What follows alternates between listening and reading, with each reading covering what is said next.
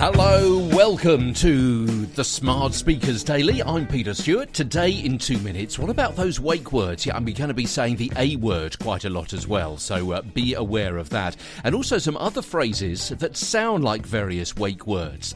Dan Goodin wrote this for arstechnica.com. We're reading from it, riffing from, reviewing and referring to it. And it says, findings demonstrate how common it is for dialogue in TV shows and other sources to produce false triggers that cause Game of Thrones or Modern Family or House of Cards and news bulletins as well that incorrectly trigger various devices, various smart speakers that you've got around the house.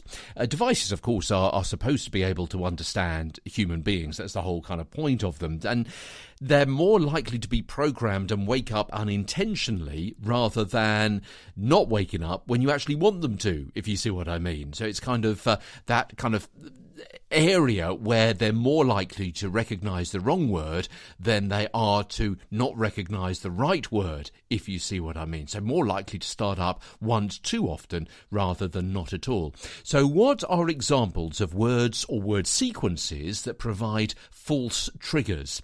Well, they include, for Alexa, words like unacceptable, election, and a letter.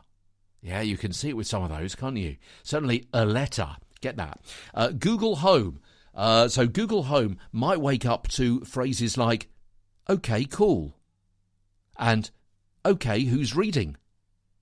Okay, they don't sound much like the actual phrase that you should be using, do they? Now, some of these obviously depend on your pronunciation and your accent, where you're from and so on. Siri might wake up to a city, rather than, hey Siri, a city. Right, okay, so if you say it without that strong T in there.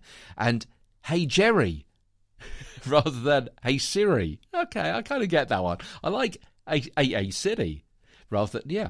And again, this one is how you pronounce it, and I'm guessing with an American accent. It's the American state of Montana. For Microsoft, Cortana, Montana. Cortana.